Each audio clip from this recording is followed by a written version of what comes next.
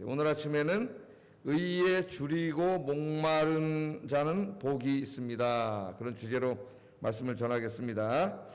자, 예수님께서 의에 줄이고 목마른 자가 복이 있다. 그렇게 말씀을 하셨습니다.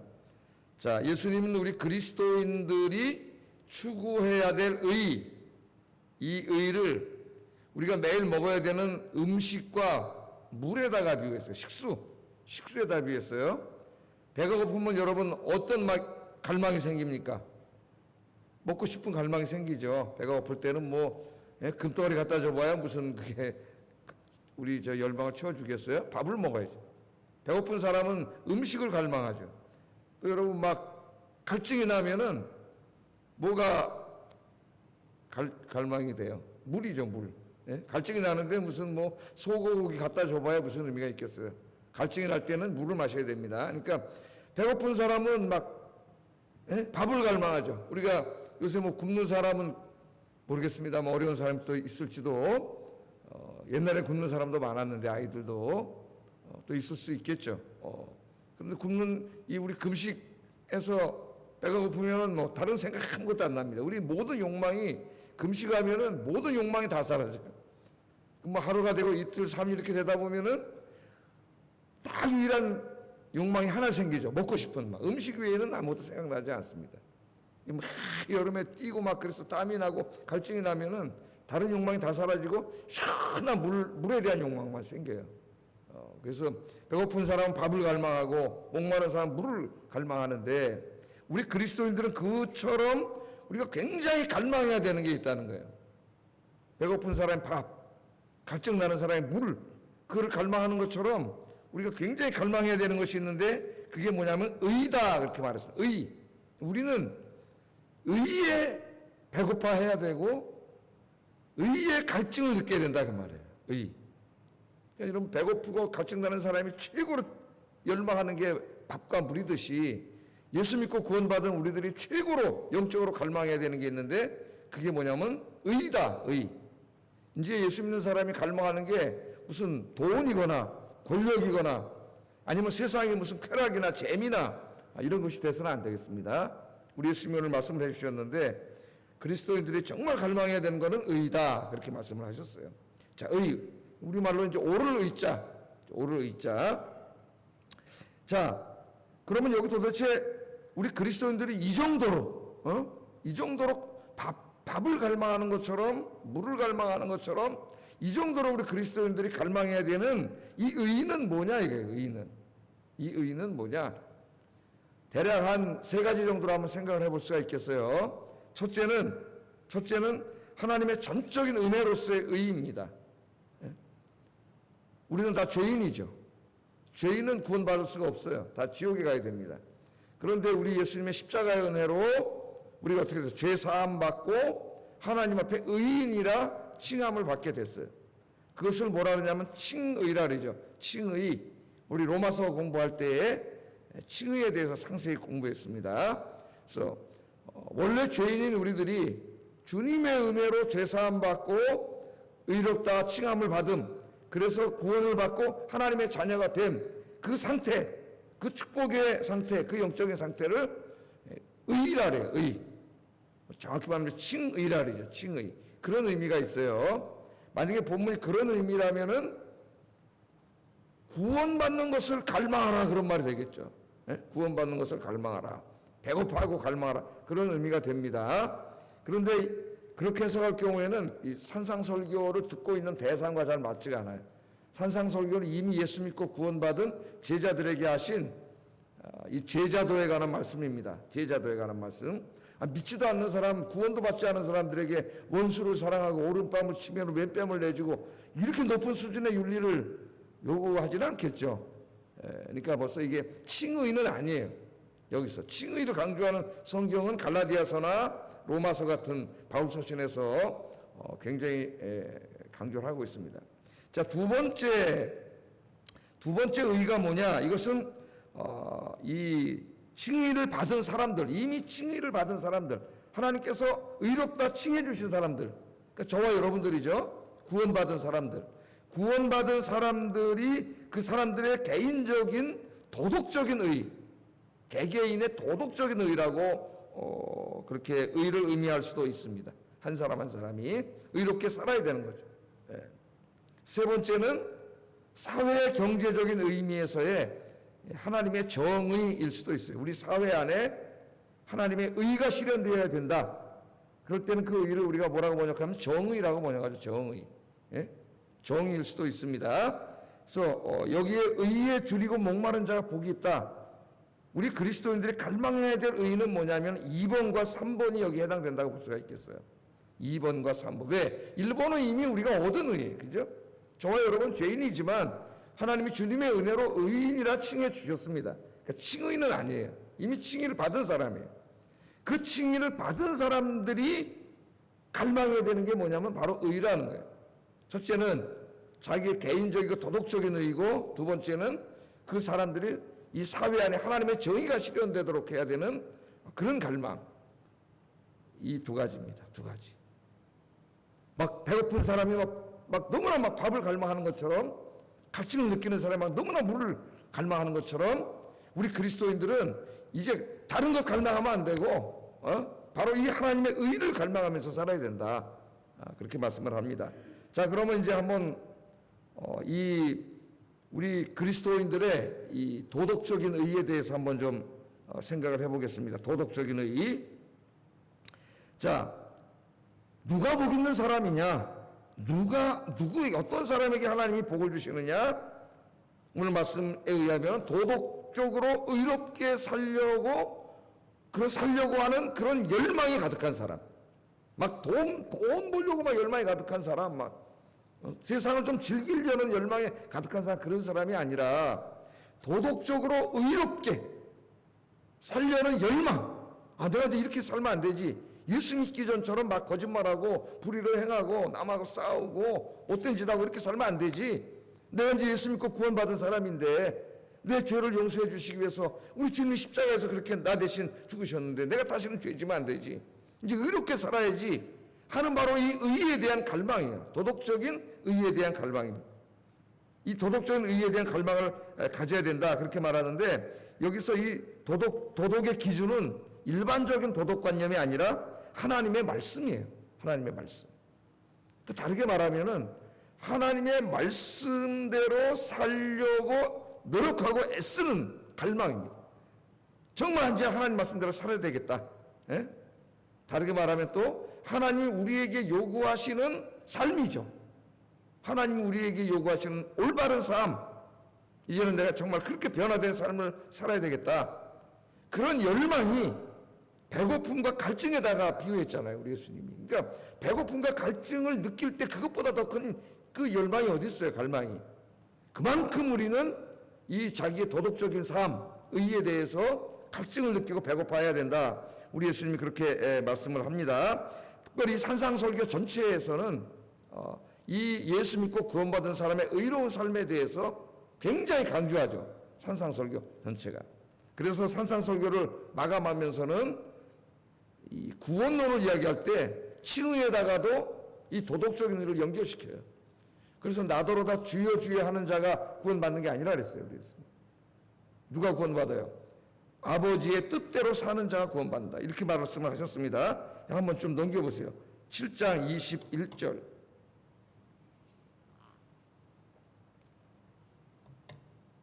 자, 한번 읽어보겠습니다. 시작. 나더러 주여 주여 하는 자마다 다 천국에 들어갈 것이 아니요 다만 하늘에 계신 내 아버지의 뜻대로 행하는 자라야 들어가리라. 아멘. 그렇게 말씀했어요. 이것은 구원은 믿음으로 받는 게 아니라 행위로 받는다는 의미가 아니라고 제가 산상설교 맨 처음에 때 말씀드렸죠. 참된 믿음이 무엇인가를 말씀하는 거라 했어요. 구원에 이르는 참된 믿음. 정말 저 사람이 예수 믿고 구원받은 사람이라면, 그런 칭의를 받은 사람, 그런 칭의를 받기에 합당한 믿음을 가진 사람이라면 그 사람은 반드시 그의 삶 속에서 이러한 도덕적인 의, 하나님의 말씀을 실천하고자 하는 이런 도덕적인 의에 대한 열망이 넘친다는 거예요. 넘친다. 여러분, 우리가 경험하는 것처럼 저 자신이 100% 완전하게 도덕적으로 의롭게 살 수는 없습니다. 어떻게 우리 인간이 그렇게 완전하게 살 수가 있겠어요? 우리가 죄인인데. 그러나 우리의 삶의 모든 부분에서 완전하게 살지는 못한다 할지라도 그렇게 살고자 하는 뭔가 몸부림이 있어야 된다는 거예요.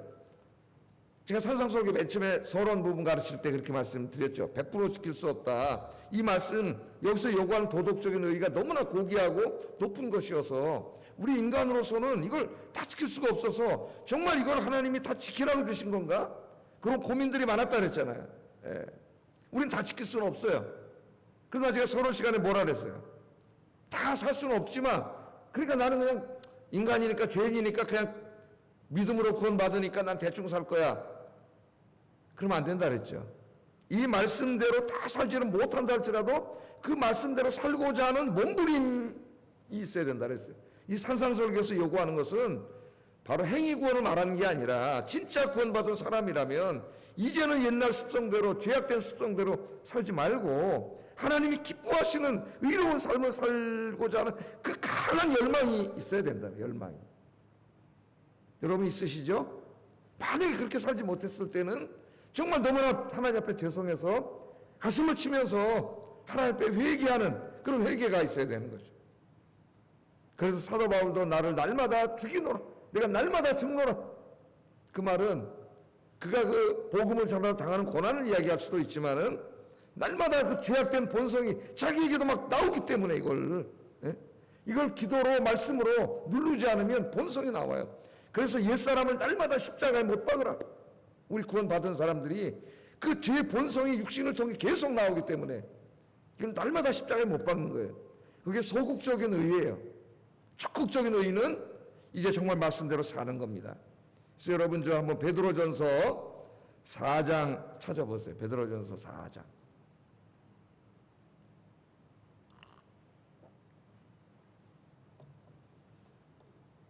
옛날에는 다 성경책을 찾았죠. 그죠? 이런 거 없었잖아요. 요새 이걸로 다 띄워주다 보니까 너무 편해가지고 거기다가 집중이 오히려 더 안 돼. 그래서 새벽에 찾는 거예요. 우리가 일부러 빨리 막 딱 찾다 보면 정신이 고정합니다. 자, 그럼 4장 2절 3절 한번 읽어볼까요? 시작. 사람의 정욕을 따르지 않고 하나님의 뜻을 따라 육체의 남은 때를 살게 하려 함이라. 너희가 음란과 정욕과 술취함과 방탕과 향락과 무법한 우상 숭배를 하여 이방인의 뜻을 따라 행한 것은 지나간 때로 족하도다. 아멘. 하나님 말씀하시잖아요. 그 후로는 예수 믿고 우리가 구원받은 후로는 우리가 옛날처럼 살면 안 된다는 거예요. 그 후로는 다시 사람의 정욕, 이 육신의 정욕에서 우러나오는 모든 그런 죄악된 갈망들, 세상에 대한 욕망들, 그런 것들을 따르면 안 된다는 거예요. 하나님의 뜻을 따라야 돼요. 하나님의 뜻, 하나님의 말씀, 하나님의 뜻을 따르고 하나님의 말씀에 순종하는 게 의예요. 육체의 남은 때, 이제 우리가 예수 믿고 구원받 이 세상의 남은 때를 우리가 살아야 된다. 그렇게 살면 의롭게 살아야 된다는 거죠. 그래서 이제는 뭘 버려요? 음란과 정욕과 술취함과 방탕과 향락과 무법한 우상 숭배, 내가 예수 믿지 않을 때 추구했던 이방인의 뜻, 그런 것들 다 지나간 거예요. 이제 그것들을 다 버려야 된다. 죄진 것, 예수 믿기 전에 죄진 것만으로도 너무나 죄를 많이 졌어요. 이제는 그런 삶을 버려야 된다. 하나님 그렇게 말씀을 합니다. 그럼 그 어느 정도까지 우리가 의를 추구해야 되느냐? 도덕적인 의를 추구해야 되느냐? 베드로후서 한번 또 이렇게 넘겨보세요. 3장 13절 14절 한번 찾아보겠습니다.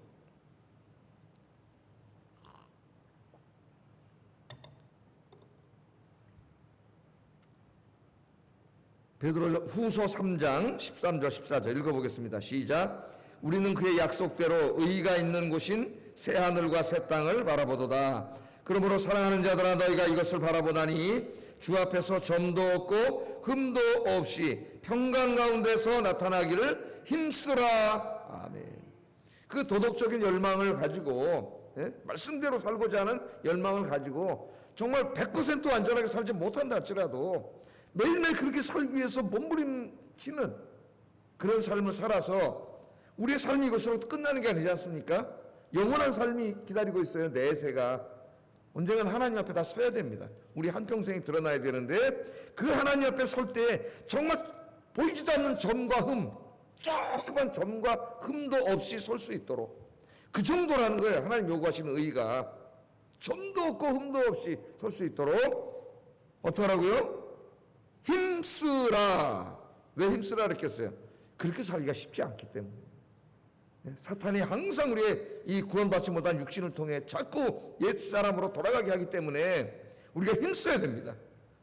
아침에 이렇게 기도로 말씀으로 하루를 시작하고 정말 주님의 의를 갈망하면서 그렇게 살아가시는 여러분 되길 주의 이름으로 축복합니다.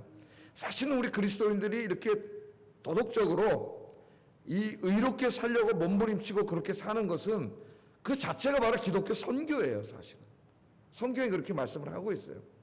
어제 이제 뉴스를 보는데 뭐 하루 이틀 뉴스도 아니지만은 우연히 이렇게 틀다 보니까 이제 그 YTN 뉴스를 틀었어요. 그랬더니 이제 오늘부터가 내일부터인가 이제 뭐 이런저런 좀 완화 조치를 하면서 교회는 뭐 이제 또 10% 예배를 드리게 뭐 하고 뭐 이제 이런 보도를 하면서 뭐라 그러냐면 이 앵커가 우리나라 확진 이 전염병 확산의 최고 진원지가 병원, 의료시설을 제외하면은 그건 간단하게 지나가요. 의료시설을 지향하면 종교시설입니다. 그러는 거예요. 또 그 다음에 부연 설명을 하더라고. 종교시설 중에서도 교회와 기도원입니다. 이렇게 하면서 이번 주부터 교회 와서 성도들이 함께 예배 드린 것을 굉장히 뭐 염려하고 있다는 이런 식으로 보도를 해요. 그 사실 무슨 교회에서 뭐 얼마나 나왔어. 이번에 그 열방센터인지 그 지독한 것들 되게 보니까 그 종말론적인 이단이에요. 예? 그 사람들하고 옛날에 사랑교회 여기 그거 빼면은 뭐 이렇게 없습니다. 거의. 그런데 그 말이 굉장히 기독교에 대한 어떤 그 뭐랄까 그 반감 그런 게 들려요. 근데 뭐 그 방송만 그러는 게 아니라 우리나라 언론 대체로 다 그래. 뭐 정부나 하는 것들이. 그러니까 듣다 보니까 굉장히 좀 들을 때마다 좀 불편하고 화가 나요. 이렇게 교회가 협조하고 우리나라의 모든 기관 중에 교회만큼 이 방역에 협조하고 열심히 하는 데가 어디 있습니까, 여러분? 어느 단체, 어느 조직, 어느 회사가 자기들이 하던 사역의 거의 뭐 90% 이상을 전부 하지 않고 단 예배 하나만 드리면서 이렇게 협력하는 데가 어디 있어요? 그냥 감사한 줄 모르고 좀 화가 나더라고. 화가 나면서도 굉장히 마음이 아파요. 굉장히 마음이 아파요. 그들의 그 믿지 않는 자들의 입을 통해서 자꾸 그 하나님의 영광을 가리고 어떻게 보면 하나님 모독하는 것 같은 그런 소리가 자꾸 들려오니까 굉장히 좀 화도 나면서 마음도 아프고 그러더라고. 예? 야, 이거 우리가 잘못해가지고 하나님의 영광을 다 가리고 있구나. 원래 교회는 세상에 빛이 돼서 세상에 하나님의 영광을 드러내고 교회는 치유하는 곳이 돼서 여호와 라파의 하나님이 계신 곳이 돼서 모든 병자가 교회 와도 치유하는 것이 돼야 되는데 어떻게 교회의 권위가 영적인 권위가 이렇게 땅에 떨어졌나? 우리가 잘못해서 뭐 우리 교회 문제는 아니지만은 우리가 전체가 다 그리스도인이라고 하는 우리 공동의 책임을 질 때 너무 안타깝다 그런 생각이 들어요. 제가 베드로서 오늘 말씀들을 읽어드렸는데 이 당시에도 이렇게 돼서 기독교가 상당히 사회로부터 기독교인들이 오해를 받고 무슨 영아 살해를 한다는 등 뭐 남녀가 모여서 이상한 짓을 한다는 등 사회적으로 좋지 않은 소문이 너무 많이 퍼져 있었어요. 오해가 지금처럼. 그럴 때 하나님께서 이 베드로를 통해서 뭐라고 말씀하셨냐면 이제부터 우리 그리스도인들이 세상에 나가 살아야 돼. 안 믿는 사람 살잖아요. 오늘도. 그들과의 삶 속에서 그들이 생각하는 것이 잘못이고 오해라는 것을 우리가 보여줘야 돼. 보여줘야 되는데 제일 중요한 게 뭐냐면 우리의 삶이라 그랬어요. 삶을 통해서. 우리의 정직하고 의로운 삶, 선한 삶을 통해서 저들이 생각했던 것이 잘못이고 저들이 부끄럽게 느낄 수 있도록 우리가 그렇게 살아야 된다. 베드로전서 3장 16절에 보면 선한 양심을 가지라. 이는 그리스도 안에 있는 너희의 선행을 욕하는 자들로 그 비방하는 일에 부끄러움을 당하게 하려 함이라. 부끄러움을 당하게 합니다. 선한 양심을 가지고 선을 행하라 그랬어요. 그래서 우리 여러분 직장에도 가고 시장에도 가고 뭐 동네 사람들도 만나고 그럴 거 아니에요? 그들이 기독교인을 욕하다가 교회를 욕하다가 자기 주변에 교회 다니는 사람들의 삶을 보니까 저분들이 너무 법도 잘 지키고 너무 선한 양심을 가지고 있는 분들이고 보니까 언론에서 떠드는 건 전혀 다르게 너무 이로운 사람들 정말 법 없이도 사는 사람들이더라. 그렇게 인식이 되도록 하라는 거예요. 그래야 하나님의 영광이 크게 드러난다는 거죠. 우리가 기독교에 대해서 잘못 생각하고 있었구나. 미안합니다. 그렇게 되도록 살아라 그 말이에요. 이 말씀이. 이제 우리 기독교인들이 정말 잘 살아야 돼. 이 실추된 하나님의 영광, 하나님의 영광을 드러내지 못하고 오히려 영광을 가리고 살았던 우리들을 우리가 회개해야 돼. 내가 안 그랬다 하더라도 공동의 제사장적인 책임이 있습니다. 특별히 이제 다음에 공부할 거지만은 마태복음 5장 16절 보면은 그들로 너희 착한 행실을 보고 하늘에 계신 너희 아버지께 영광을 돌리게 하라. 영광을 돌리게 하라. 여러분 이제부터 삶이 중요해요. 우리가 입으로 복음을 증거하는 것만큼 그만큼 중요한 것이 우리의 삶을 통해서 하나님의 살아계심을 보여주는 겁니다. 아, 저 사람이 저렇게 양심적으로 의롭고 선하게 사는 걸 보니까 저 사람이 믿는 하나님이 없다고 할 수 없다. 이렇게 인식되도록 우리의 삶을 통해 의를 통해 하나님의 영광을 크게 드러내는 저와 여러분 되기를 주의 이름으로 축복합니다. 또 한 가지는 이제 개인적인 의의를 넘어서 사회 경제적인 의미의 하나님의 정의를 의미할 수도 있어요. 자, 우리 그리스도인들은 나 자신이 하나님의 말씀에 기초해서 도덕적으로 의롭게 살려고 그런 삶을 막 갈망해야 할 뿐만 아니라 우리가 살고 있는 이 대한민국 사회에, 미국 사람은 미국 사회겠죠. 더 크게 말하면 인간 사회죠. 우리가 살고 있는 이 사회에 하나님의 의가, 하나님의 공의가 이루어지도록 하는 일에도 힘써야 됩니다. 우리 사회에 하나님의 정의가 실현되도록 하는 열망을 가져야 된다. 배고픈 사람이 밥을 열망하는 것처럼, 갈증 느끼는 사람이 물을 막 갈망하는 것처럼 이 사회에 하나님의 공의가 실현되는 일에 관심을 가져야 되고 열망을 가져야 된다. 그런 말씀입니다. 하나님의 공의가 실현되는 것을 우리 사회학적인 용어로는 정의라 그래요. 정의. 공의 그러면은 좀 사람들이 이렇게 개념이 안 들어와도 정의 그럼 쑥 들어오죠. 우리 사회에 하나님의 정의가 이루어져야 된다.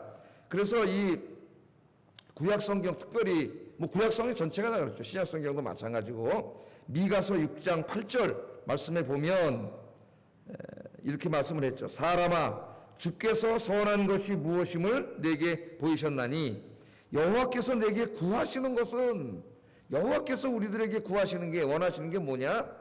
오직 정의를 행하며 인자를 사랑하며 겸손하게 내 하나님과 함께 행하는 것이 아니냐. 그렇게 말씀하셨어요. 최근에 그 복음주의 구약학자인 이 크리스토퍼 라이트가 쓴 책이 한 권이 번역이 됐는데 7문장으로 읽는 구약. 그래서 7개의 성경 구절을 가지고 구약 성경 전체를 요약한 책입니다. 조그만 책이에요. 조그만 책인데 요약해서 그 중에서 이제 선지서의 말씀을 요약하면서 이 미가서 6장 8절 이 말씀 바로 제가 지금 읽어드린 이 말씀으로 요약을 했어요. 선지서 전체의 가르침. 여기에 선지서 전체 가르침뿐만 아니라 구약 전체의 가르침이 요약되어 있다는 거예요. 하나님 우리에게 원하시는 것, 하나님이 우리에게 구하시는 게 뭐냐? 첫째는 정의를 행하는 것, 둘째는 사랑하는 것, 그러니까 정의와 사랑에, 셋째는 하나님 앞에 겸손하게 순종하는 것. 이 세 가지로 구약 율법과 모든 것을 다 요약을 했습니다. 이 크리스토퍼 라이트라는 사람이 굉장히 통찰력 있다고 생각해요. 하나님 우리에게 요구하시는 것은 정의예요. 정의. 내 자신이 도덕적으로 의롭게 사는 것뿐만 아니라 내가 살아가고 있는 이 사회를 하나님이 기뻐하시는 사회로, 정의로운 사회로 만들어가는 일에 힘써야 된다는 거죠. 그래서 아모스 한번 찾아볼까요, 여러분? 아모스 5장 24절. 너무나 유명한 말씀.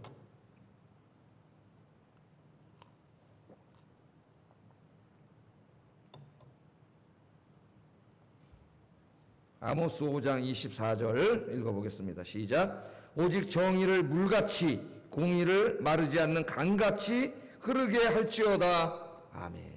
그 아모스 시대는 이제 북이스라엘에 여로보암 2세라고 하는 왕이 통치할 때인데 그 당시에는 이제 굉장히 이 경제적으로 번창할 때입니다. 그래서 이 호세아서나 아모스서, 미가서 이런 성경이 쓰여질 때는 BC 8세기로 굉장히 그 이스라엘의 경제가 번창할 때예요. 정치도 잘 되고 있고, 그러니까 인간적으로는 아무 문제가 없을 때입니다. 근데 하나님이 오실 때 그 사회는 불의한 사회였어요. 그래서 아모스 선지자를 보내가지고 권력이 있고 힘이 있고 돈 많이 번 자들이 너무나 불의를 행하고 가난하고 힘없는 사람들 억압하는 그런 사회였고, 빈부의 격차가 굉장히 심하게 벌어졌어요. 그래서 BC 8세기에 그 고고학자들이 가서 그 BC 8세기를 이제 다 고고학자들이 파헤쳤는데 거기에 보면 벌써 이 화폐 경제가 시작이 되면서 아모스 시대에 빈부의 격차가 굉장히 크게 나타나요. 어떤 집터는 이만하고 어떤 집터는 막 진짜 엄청나고 막 이제 이런 고고학적인 자료들이 나타나요. 사회 불의가 가득 찼을 때 하나님의 이 정의를 외치는 사람이 있어야 되는데 아무도 없는 거예요. 그래서 하나님이 보시니까 외칠 사람이 딱 하나 있는데 저 시골에 농부에 뽕나무 치고 있는 농부예요. 무슨 대단한 예루살렘에 사는 사람은 아무도 없어. 그 사람이 아모스의 뽕나무 치던 농부가 아모스입니다. 그래서 하나님이 아모스를 불러다가 네가 가서 외쳐라. 네가 가서 외쳐라.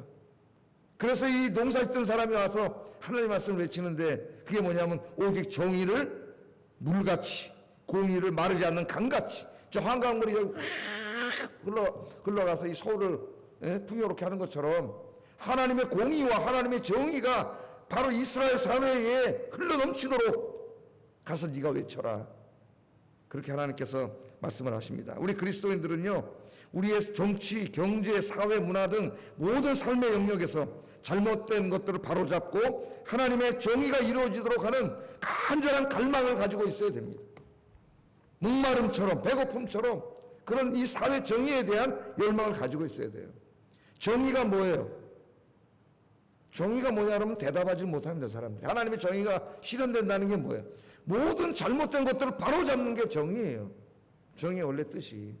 그런 잘못된 것을 바로잡으려면 어떤 기준이 있어야 되잖아요. 뭔가 기준이 있어야 이게 잘된 건지 잘못된 건지를 알 수 있지 않습니까? 그 기준이 뭐예요? 그 기준이 하나님의 말씀이에요, 우리는. 제가 말하는 도덕적인 의의나 사회 정의의 모든 기준은 세상적인 어떤 이념이나 이런 거 아니에요.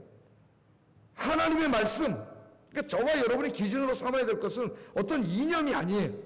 내 정치 지지하는 어떤 정치 철학이 아니에요. 하나님의 말씀이 하나님의 말씀. 하나님의 말씀이 기준이 돼야 됩니다. 이 말씀을 기준으로 해서 우리 사회가 하나님 앞에 정의로운 사회인지 불의한 사회인지를 판단해야 돼요. 판단하고 정의로운 사회가 이루어지도록 우리가 애쓰고 힘쓰고 일해야 되는 거죠. 오늘 하나님 것을 우리에게 이야기하고 계신 거예요. 네? 여러분 예수님이 이 산상설교 하기 전에 공적인 사역을 하시기 전에 누가 사역을 먼저 하셨죠? 세례 요한이 먼저 했죠. 예수님의 길을 나는 예비하는 게 내 사명이다. 그래서 이제 사역을 하다가 예수님이 막 세례 받고 이제 사역하시기 전에 어떤 소식을 들어요? 세례 요한이 체포돼 가지고 감옥에 갔다는 소식을 듣게 돼요. 그 소식을 듣고 이제 공적인 사역을 시작하게 됩니다. 그 세례 요한이 왜 잡혀갔을까요, 여러분? 그 당시에 그 갈릴리 지역을 다스리던 왕이 헤롯 안티파스라고 하는 왕이에요. 그러니까 그 예수님 태어날 때에 그 영아 살해했던 그 왕의 아들이에요, 아들. 헤롯 안티파스가. 자, 그 사람이 통치를 하고 있었습니다. 근데 왜 잡혀갔느냐? 누가복음 3장 한번 찾아보세요. 누가복음 3장 18절 20절에 자세히 나옵니다.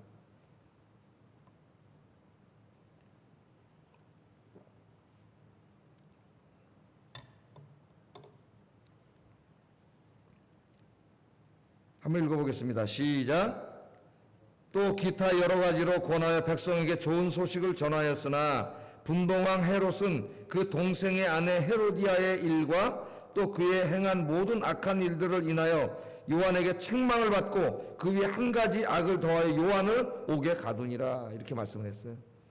그러니까 여기 보면은 이 요한을 통해서 우리 기독교인들의 관심 범위에 대한 좋은 통찰력을 얻을 수가 있습니다. 교회가 정치화되는 것 옳지 않습니다. 목사들이 자기 정치적으로 지지하는 어떤 정당, 이념 이런 것을 가지고 자기가 지지하는 정당이나 이런 건 지지하는 발언을 맨날 하고 자기가 지지하지 않는 정당은 맨날 비난하는 것만 일삼는다면은 그 사람은 정치인이지 목사를 할 수 없어요. 그것은 교회가 정치화되는 거예요. 그런 일이 벌어지면 하나님의 교회를 타락시키는 겁니다. 그런 일은 있으면 안 되겠어요. 예? 그러나 교회가 정치화돼서는 안 되지만은 교회는 선지자적 사명이 있어요. 하나님의 말씀을 기준으로 해서 이 세상이 하나님의 정의가 이루어지는가를 점검하고 감시하고 꾸짖어야 될 책임이 있습니다. 오늘 요한을 보세요. 요한은 제일 먼저 하나님의 어린 양 예수님에 대해서 설교를 했습니다. 복음을 전했어요. 그리고 죄사함 세례를 줬습니다. 그런데 요한이 이 일만 한 게 아니에요. 오늘 말씀을 보니까. 특별히 감옥에 갇힌 이유는 복음 전하다 갇힌 게 아니에요. 뭐예요? 이 헤롯 안티파스의 이 불의하고 부도덕한 결혼 생활, 자기 동생의 아내를 뺏었거든. 이 부도덕한 생활에 대해서 책망을 하고 꾸중을 했습니다. 왕에게, 권력자에게. 근데 그것만이 아니라 그가 행한 모든 악한 일들, 그가 왕으로서 권력자로서 행한 불의하고 사악한 정치 행위들에 대해서 맹렬하게 꾸짖었어요. 세례 요한이. 그래서 잡혀갔어요. 그래서 체포돼가지고 결국은 순교를 했습니다. 그러니까 이 말씀을 통해서 우리가 깨닫게 되는 게 세례 요한의 중요한 사역은 복음을 전하는 복음의 사명뿐만 아니라 하나님의 말씀에 기초해서 이 사회에 권력을 가진 자들이 마음대로 불의와 부도덕한 일을 행하지 못하도록 이 사회를 감시하고 말씀으로 꾸짖는 선지자의 사명을 감당했다는 거예요. 이게 굉장히 중요합니다. 사실 이 문제는 오랫동안 한국교회 논쟁이 되어 왔습니다. 그래서 보수교회에서는, 우리같이 보수교회에서는 정교분리도 잘못 이해하고 하는 소리예요. 정교분리 그래가지고 우리는 절대 복음만 전하고 이래야지 순수한 종교 문제만, 신앙의 문제만 다뤄야지 사회 정의, 사회 불의에 대해서는 말하면 안 된다. 이게 우리 복음주의 교회의 소리였고, 진보주의 교회에서는 하나님을 예배하고 복음을 전하는 일에 별로 관심 없어요. 이 땅에 정의와 민주주의가 이루어지도록 힘써야 된다. 그래서 이때까지 싸워왔지 않습니까? 예? 뭐 우리가 잘 알죠. 진보교회, 보수교회. 지금 거꾸로 됐어요.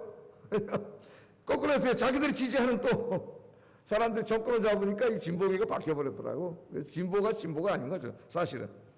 자, 이것으로 논쟁이 되다가 이 문제를 해결하기 위해서 1974년도에 스위스 로잔에서 복음주의 신학자들과 목회자들이 모였습니다. 신학 연구를 하고 세미나하고 발표를 하고 정말 교회가 이 땅에 존재하면서 교회가 이 땅에 감당해야 될 사명이 뭐냐? 복음 전하는 이 순수한 이 종교 활동만 해야 되느냐? 아니면 이 불의한 권력자들과 사회에 대해서 교회가 이야기하고 하나님의 정의가 실현되도록 해야 되느냐? 이 사명이 있느냐? 이걸 가지고 연구를 다 해서 결론을 내렸어요. 이미 결론을 내렸습니다. 우리 복음주의 안에서. 복음 전파와 사회 정의는 하나님이 교회에게 주신 두 개의 중요한 사명이다. 이것이 이미 우리 복음주의 안에 결론이 난 문제예요. 1974년이면 거의 한 40년 전에. 그래서 모든 복음주의 교회 안에서는 복음 전파와 우리가 살고 있는 이 대한민국 사회에 이 권력이 마음대로 남용되고 불의가 행하지 않고 하나님의 정의가 실현되도록 하는 일, 이 두 가지가 다 중요합니다. 교회 사명에. 그래서 교회는 정치화돼서는 안 되지만은 교회가 하나님의 말씀의 기준에서 그게 보수든 진보든, 우리나라 보면 보수가 정권 잡을 때도 있고 진보가 정권 잡을 때도 있는데 그런 것에 교회가 왔다리 갔다리 하면서 정치 편향을 보이면 안 되겠죠. 그런 교회가 아니에요. 교회는 항상 중심에 서서 하나님의 말씀에 입각해서 그게 진보든 보수든 권력을 잡은 자들이, 지금은 좀 진보를 자처하던 사람들이 권력을 잡고 있어요. 예. 권력을 잡은 자들이 이 권력을 마음대로 남용하고 불의를 행하지 못하도록 교회가 감시하고, 만약 그런 일을 행했을 때는 이 세례 요한처럼 하나님의 말씀에 기초해서 정확히 지적하고 꾸짖어야 됩니다. 그게 교회 사명이에요. 정권을 가진 자들이 마음대로 불의를 행하고 마음대로 불공정을 행하고 지들 멋대로 막 하고 있는데도 교회가 입을 다물고 있다면 이 정권을 누가 꾸짖겠습니까? 이 막강한 정권을. 세례 요한처럼 감옥에 갈 각오를 하고 정권의 불의에 대해서 꾸짖고 이 사회에 하나님의 정의가 실현되도록 하는 일에 힘써야 된다. 지금 기독교인들이 얼마나 많아요. 이 국회에 뭐 너무 많아요. 우리 정계에 뭐 장차관, 뭐 높은 지위의 판검사, 이 사람들이 오늘 여기 오늘 주님의 말씀을 정말 가슴에 새겨 들어야 돼요. 의에 줄이고 목마른 자가 복이 있다는 이 주님의 말씀을 가슴에 새기고 자기가 있는 곳에서 성공과 출세를 위해서 이쪽에다 줄댈까 저쪽에다 줄댈까, 불의를 뻔히 알면서도 거기 가서 그걸 행하고 이런 자가 돼서는 안 된다. 그런 사람들은 예수님의 제자를 할 수 없어요. 그런 사람들은 기독교인이 아닙니다. 산상설교의 기준에 의하면 그런 사람들은 믿는 사람이 아니에요. 하나님의 말씀에 기초해서 혹시 나와 같이 일하는 그 사람이 불의를 행한다면 그것을 꾸짖어야지. 바로 잡아야 되지 않겠어요? 이게 무슨 옛날에 친박, 진박, 찐박 그러다 망했잖아요. 그 정권이. 예? 요새 뭔 친문, 대깨문, 이거 얼마나 이게 부끄러운 일입니까, 여러분? 예? 잘못은 잘못이라고 해. 불의는 불의로 꾸짖어야지. 예? 대가리가 깨져서 문제는 이게 뭐예요, 이게 스스로. 나는 한심한 인간입니다 하는 건 똑같은 얘기 아니에요. 이게 우리 예수님도 헤롯에게 뭐라 그랬어요? 여우라 그랬어요. 여우. 지금 말하면 여우 같은 놈의 새끼라 이 말이에요. 그 당시 대통령인데 거기 왕인데 여우라 그랬잖아요. 그게 뭐예요? 그게 정치적이고 불의한 행태를 꾸짖는 말씀이에요. 우리 예수님이 복음 전하시면서 저 헤롯은 여우라 그랬어요. 여우 같은 놈이라고. 네? 그래서 우리가 데모하라는 얘기가 아닙니다. 우리 그리스도인들이 늘 주님의 말씀을 우리가 묵상하고 읽으면서 우리 사회에 이 권력을 가지고 힘이 있는 자들이 그 권력을 남용하지 못하도록 자기의 개인적인 정치적인 욕심과 어떤 경제적인 야욕을 채우기 위해서 가난하고 힘없는 사람들에게 불행하게 하고 불공정을 행하고 이런 짓을 하지 못하도록 우리가 감시를 해야 돼요. 그런 것들을 꾸짖고 우리 사회에 하나님의 정의가 이루어지도록 하는 일에 열망을 가지고 힘쓰는 저와 여러분 되기를 주의 이름으로 축복합니다. 그러면 하나님이 뭐라 그랬어요? 줄이고 목마랐더니 하나님이 배부르게 해주신다 그랬어요. 그 말은 우리가 개인적으로 하나님 앞에 의로운 사람이 되기 위해서 애쓸 때 완전하진 않지만 정말 사회 사람들로부터 칭찬받고 하나님의 영광을 드러내는 멋진 그리스도인이 되게 해주시고 그런 그리스도인들이 사회 정의를 위해서 그렇게 눈물로 기도하면서 정의로 사회를 만들기 애쓸 때 그 사회에도 하나님의 정의가 실현되는 정의로운 사회를 만들어준다는 말씀입니다. 오늘 이 말씀을 가슴에 새기고 이제 우리 안에 하나님의 의를 갈망하고 나 자신뿐만 아니라 우리 사회의 의가 실현되도록 힘쓰는 기도하는 저와 여러분 되기를 주의 이름으로 축복합니다. 기도하겠습니다. 이제 우리 기독교인들이 좀 하나님의 말씀을 바로 배우고 바른 신앙생활을 해 나가야 됩니다. 저희는 이미 칭의 받은 사람이에요. 의롭다 칭해 주셨어요. 그러므로 주님이 요구하시는 삶이 있습니다. 하나님 말씀에 순종하는 의로운 삶을 살아야 돼요. 다른 사람 탓하지 마세요. 내가 도덕적으로 하나님 앞에 의로운 삶을 살게 해주세요. 두 번째, 우리 사회에 하나님의 정의가 실현되도록 눈물로 기도하고 내가 할 수 있는 작은 일부터 실천할 수 있게 해주세요. 기도하겠습니다. 사랑과 은혜가 충만하신 아버지 하나님 감사합니다. 의에 줄이고 목마른 자는 복이 있다. 저희가 배부를 것이다. 우리 주님께서 그렇게 말씀해 주셨습니다. 아버지 하나님, 우리는 누구입니까? 우리는 죄인이었습니다. 그러나 예수님의 은혜로 우리가 이렇게 죄사함 받고 칭의를 받았습니다. 의롭다 하는 칭의를 받았습니다. 이에 주님 앞에 의로운 자가 되었습니다. 그러면 우리는 막 살면 안 됩니다. 내 욕심대로 살면 안 됩니다. 예수 믿기 이전에 죄 짓고 살던 그런 삶을 반복해서는 안 됩니다. 이제는 의로운 자가 되었사오니 주님의 말씀을 날마다 묵상하면서 주님의 말씀을 기준으로 삼아서 하나님의 말씀 앞에 순종함으로 하나님 보시기에 도덕적으로 의로운 삶을 살아가도록 하나님 인도해 주시기를 원합니다. 그래서 믿지 않는 사람들이 나의 의로운 삶을 보고 하나님의 영광을 드러내고 하나님이 살아계심을 알 수 있는 그러한 걸어다니는 전도자가 될 수 있도록 하나님 인도해 주시옵소서. 뿐만 아니라 하나님께서 우리에게 대한민국 사회를 주셨습니다. 아버지, 그리스도인이 지나치게 정치 편향적으로 움직이는 것은 옳지 않습니다. 우리의 삶의 기준은 어떤 정치 이념이나 철학이나 그런 것들이 돼서는 안 됩니다. 우리 그리스도인들의 기준은 하나님의 말씀이 되어야 됩니다. 우리는 인간이기 때문에 어떤 정당을 지지할 수 있고 어떤 정치를 지지할 수 있습니다. 그러나 아버지 하나님, 그런다 할지라도 항상 우리의 삶의 기준은, 판단의 기준은 성경 말씀, 하나님 말씀이 되게 하시고 이 말씀에서 벗어날 때에는 내가 지지하는 자든 지지하지 않는 자든 하나님의 말씀으로 꾸짖고 바로잡는 일에 힘쓰는 저희들이 되게 하여 주시옵소서. 우리 1천만 그리스도인들이 이렇게 자기 자신이 이렇게 살 뿐만 아니라 우리 사회에 하나님의 공의가 실현되는 정의로운 사회를 만들기 위해 힘쓰고 애씀으로 아버지 하나님, 이 땅에 하나님의 정의가 실현되고 하나님의 나라가 이루어지는 축복의 나라가 되도록 주님 인도해 주시옵소서. 다시는 권력을 가진 자들이 권력을 남용하고 불의를 행하지 못하도록 우리 교회가 그들을 감시하고 꾸짖는 선지자의 사명을 감당할 수 있도록 주께서 인도해 주시옵소서. 예수님 이름으로 기도드립니다. 아멘.